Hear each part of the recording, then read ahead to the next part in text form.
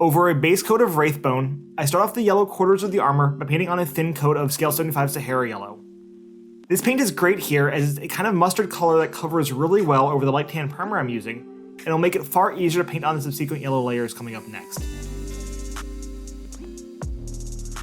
Once I'm happy with the first coat of Sahara Yellow, I then paint all of the portions of the armor I want red with a layer of scale 75 deep red.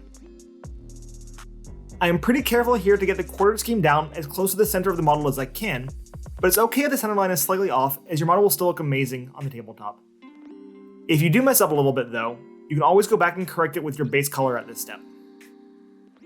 After the base colors are down, I apply a wash of Games Workshop Casandora Yellow and Carroburg Crimson to the yellow and red areas respectively. There's not a ton to say here, but you do want to make sure that you're not putting the shade on so heavily that it pulls or obscures details, so just a nice even layer will do.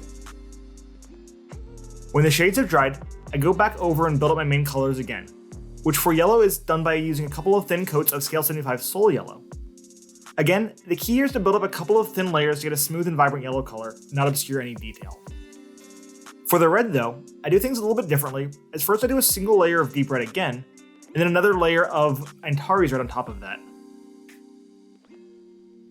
For this model, I decided to do a little bit of edge highlighting just to prove to y'all that I do actually know how to do it and do not always need to rely on sponge chipping.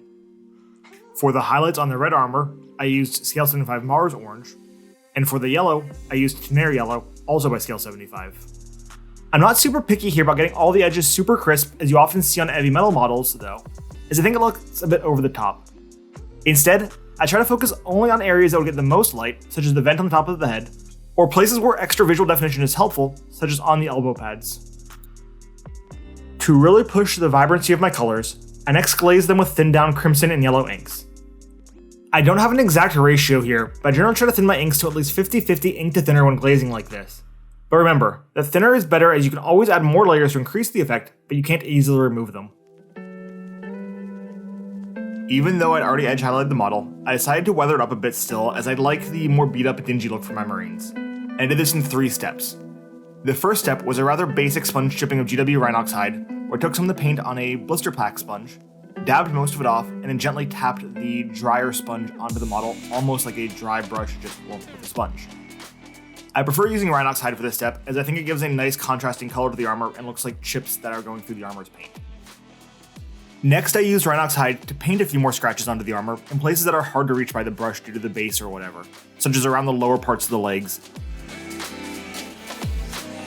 Finally, I used Tenere Yellow and the Antares Red and Birch mixture again to add a few little scratches to the armor by painting just a small thin line wherever I want a scratch to appear.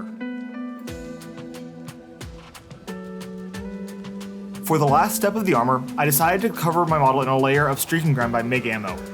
This stuff is amazing as it adds really nice kind of contrast to your model quite easily, and also gives your models a really interesting grimy kind of beat up appearance that I think fits the grimdark nature of 40k very nicely. To apply the streaking grime, all I do is take a kind of beat up synthetic brush and apply a pretty heavy layer of grime over the entire model. You do want to make sure the nail paint is fully dried before moving on to the next step, but you can speed up the process by using a hairdryer. Once it's dry though, and has a nice matte appearance, I take a foam makeup remover and come in and wipe away the majority of the streaking grime from the model, leaving it just in the recesses. You can also add more pronounced streaking effects at this step by taking a brush moistened with mineral spirits and gently dragging it down across the model in the directions you want the streaks to go. The rest of the model is painted fairly simply, and there's not much more to go over after we got through the armor. But that's how I do it, and I figured it'd be an interesting video just to show the quartered scheme process. The one thing though that I wanted to mention here is I'm still trying to figure out how to actually airbrush a quartered or halved scheme.